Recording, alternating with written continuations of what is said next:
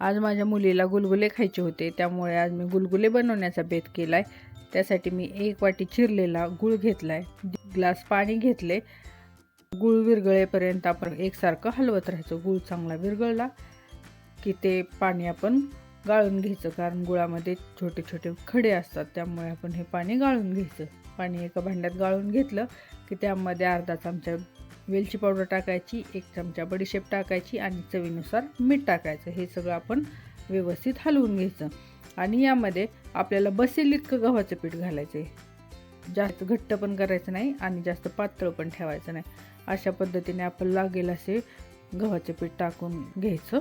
आता हे पीठ आपण हलवून बघूयात किती अजून लागणार आहे पीठ ते। अशा पद्धतीनं आपण एकसारखं हलवत राहायचं। गाठी होत नाहीत पिठाच्या, त्यामुळे टेन्शन घ्यायचं नाही। अजून आपल्याला पीठ लागणार आहे, त्यामुळे आता अजून मी पीठ घेते त्यात। आता हे आपण चांगलं हलवून घ्यायचं एकसारखं। आता हे चमच्याने हलवण्यापेक्षा हाताने हलवल्यावरती ते व्यवस्थित हलवलं जातं, त्यामुळे आता मी हाताने व्यवस्थित असं फेटून घेते। बघा एवढंच पीठ लागले, जास्त पीठ बसलेलं नाही। अशा पद्धतीने आपल्याला पिठाची कन्सिस्टन्सी ठेवायची आणि त्यामध्ये असं चिमूटभर सोडा टाकायचा आणि तो पण चांगला हलवून घ्यायचा। अशा पद्धतीने आपलं गुलगुल्याचे पीठ तयार झालेले। अशा पद्धतीने जर तुम्ही पीठ तयार केलं तर तुमचे गुलगुले वातड होणार नाहीत आणि व्यवस्थित छान गोलमोटल फुगतील। आता बघा तेल तापत ठेवले मी आणि अशा पद्धतीने पाण्यात हात बुडवून व्यवस्थित पीठ सोडायचं। बघा आपले गुलगुले किती छान असे गोल फुगलेले आहेत।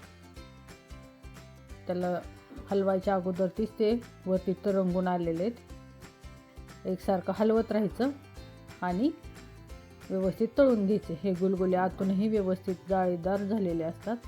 बघा किती छान टम्म फुगलेत गुलगुले। आता मी राहिलेले करून घेते। पाण्यात हात बुडवून व्यवस्थित सोडून घ्यायचे तेला। आपल्याला जेवढी साईज पाहिजे तेवढ्या साईजचे सोडायचे। किती मस्त टम्म फुगलेत। अशा पद्धतीने जर तुम्ही गुलगुले केले तर वातड होणार नाहीत आणि मुलंही आवडीनं खातील तुमची। बघा किती सुंदर असे गुलगुले दिसतात। अशा पद्धतीने आपले सर्व गुलगुले तयार आहेत। बघा किती सुंदर दिसतात आणि जर हेच प्रमाण ठेवलं तर कधीही तुमचे गुलगुले बिघडणार नाहीत आणि 10 मिनिटात होणारी रेसिपी आहे। नक्की करून बघा। थँक्यू।